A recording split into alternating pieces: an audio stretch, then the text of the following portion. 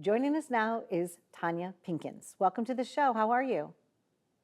I'm great. Thank you so much for having me. I feel like we've tried to do this for a long time, so I'm happy it happened. We absolutely have. You know some people, I know some people, they were trying to get us to meet, put something together, but today is finally the day. So happy, Yes. we're taping this in July, so happy July. Um, Yay. you are known for a lot of things, but your most recent big project has something to do with Red Pill Unmasked. Tell us about what that Oh, means to you.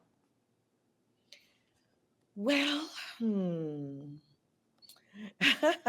Well, Red Pill Unmasked is the title of a book that I wrote about the making of a film called Red Pill, which I shot in 2019. And it was my creative way of expressing my fears about where I saw the politics of America going. And it's a socio-political horror film of a group of middle-aged, multicultural people going to try to get out the vote and meeting with a lot of misfortune because I like horror. You like horror, really? So, I so love horror. there was a block the other day at this independent film festival here on Long Island, and the horror block started at like 9:45 at night. But I was too afraid to go, Tanya, because I was afraid if I went that late at night and watched a whole bunch of horror, that I was going to be up all night. Like, so I, I remember the first time I was in an independent film where they put me like in a pillory or whatever, and it was like really scary and Ooh. stuff like that. I finally watched it, which made me realize that there was nothing to fear, right? What is it about Right. being scared that you love? Like, what is it about the horror genre that just, I don't know, just makes you feel joyful? Well, I think that it's pretend.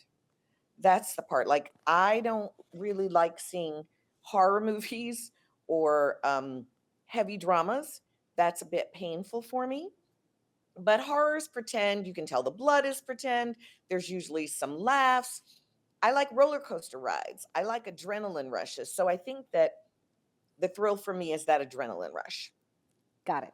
And do you feel that adrenaline every time you take on a new project? When you get cast in something, right? And they say, we want you, you're the person that we want. Does that like, I guess the juices kind of flow in your heart a little bit? Like, does your heart beat faster and you just can't wait to get involved in the project? Absolutely. I love the collaboration. I love being in the room with people. And actually, for me, when I'm doing work that's going to be good, I always hit a moment where I'm absolutely certain I'm going to fail and I can't do it. And that is an exciting thing for me because it means I've got to push beyond what I've done before. So, yeah, Wow. I expect that I'm going to hit this, you are going to fail at this wall. You've done a lot, whether it's Broadway or soaps or films or television series or things of that nature. How does that work for you? I know you have agents and you have things like that, but like when you're picking work or when you're wanting to just bring your best self forward, what is the process like? For me, I always have had a group of people whose work I admire and who I'd like to work with. So that's a list that I keep. And I always ask my students to make one because I think it's about putting that energy out into the world. Like you're beaming and going, hey, you all, I'm here. I want to be with you. So I'm not one of those people who needs to read a script. It's like if I see that there's somebody on my list or who hasn't gotten on my list, I'm there. I'm just there because I want to come play with this person. One of the things that I read about that kind of like, I guess, touched my soul is the fact that you're part of required reading for the Yale School of Drama. So it says that you created an essay, Why I Am Fed Up with the Performative Activism from Black and White Theater Makers. And the universities are using that. What made you decide to embark on that? Well, I didn't know that universities would use it. It was born of just a sort of creative frustration that I had in the middle of the pandemic. Um, there was a lot of complaining going on. And, I always tell my students, whenever you're blaming somebody, you're giving up your power. Hmm. Usually, somebody you're blaming for something probably is doing something you wish you could be able to do. So I'd say that blame is a pet peeve of mine. So I had been asked to sign this letter, and I remember this was before it ever went public, and I said I can't sign that letter because it's not my truth. If I'm in a room where the kinds of things you are talking about are happening, I'm going to speak out about it. They're either going to address it, they're going to kick me out of the room, or I'm going to leave the room. So this isn't my truth. And when the letter came out and it got like 1 million signatures, so clearly a lot of people felt very strongly that this was their truth. I just was like, well, it's not a very empowering truth, because the fact is people get to want whatever they want. And if they have the power, then they're going to make the world look like they want it to look. If you choose to walk into a world knowing that, then you're complicit. If you want something to be different, you have to take actions. And sometimes those actions are sacrifices you have to make. That's just my value system. Nobody has to agree, but it's how I walk in the world. Who did you emulate on that walk?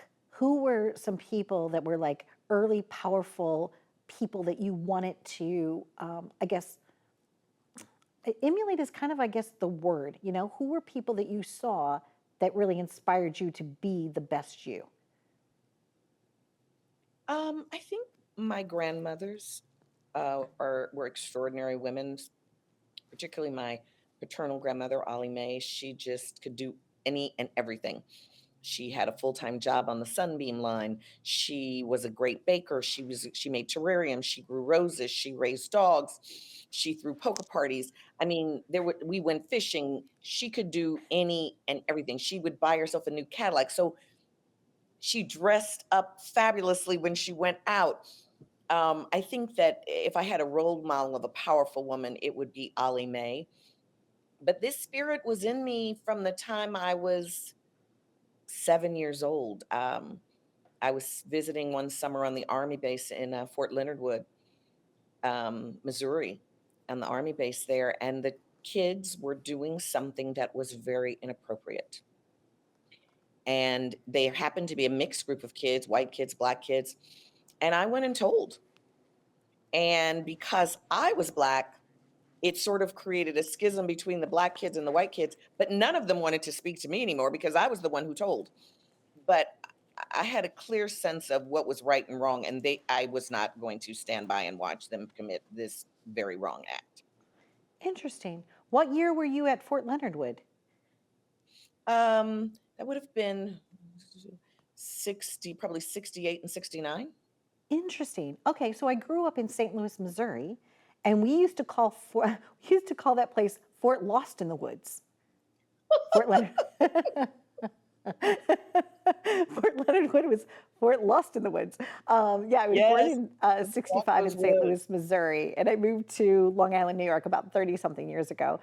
So it's interesting, though, like you shared about your grandmother and about things that happened in your real journey, because I feel that as an actor, that's one of the ways that we get to, I guess, get a skill set in a way, right? That you can relate to something. When you get a new piece of material and you're trying to figure it out and you're wanting to do your best, it's not just the words, but you actually have to put a backstory to something, right? And Hmm. those of us that have Agreed. been lucky enough to live with some sort of backstory, I think have a benefit as an actor to be able to really bring a part to life. Is there a role you want to play or something that's like on your table right now, script you're reading or something you want to get involved in? And if so, what would that be Well, right coming up for you? I'm kind of a polymath. I like to do a lot of things. So I have a new movie that just came out on Tubi 2 weeks ago called Game Night that I Wow, directed and produced. And fabulous. yes, and I have a play that I wrote called Jeffrey Manor, which is loosely based on my family, but also on my sort of social justice things. And that had a residency at the Apollo Theater in April. And so I'm hoping that we will launch something I'm calling International Black Theater Festival Live, which is to elevate the Winston-Salem Black Theater Festival with a production of my play. So most of my energy has been on my writing and my directing lately, and trying to get projects in the world for other actors. I feel like I'm an old woman now. No, So you're I'm looking at not. to make things happen for them. You are definitely not old. There was a really great Newsday article written by Valerie Kellogg a few months ago here about two young Black female filmmakers that filmed here in my studio. So if you get a chance, I think that Oh, you would really be impressed with what it is that they were able to bring from concept to completion. Uh, One okay. student was from NYU. It was her thesis film. It was phenomenal. So yeah, so that article was about what we did here at the studio. But if there's any way that I can support you on your journey, besides having this like really lovely talk where you're supporting me and coming on my show, I would love to work in any way with you. I Oh, find thank you you. fascinating, super talented, and really just someone that's really important, an important figure that we should know. Well, I'm gonna have to write in the Donna Drake show in my next script. I would be honored if you did. I'd be happy to play myself. Oh, Happiness I to you. will. Unless you want to play Happiness. somebody else. Yes, why I could.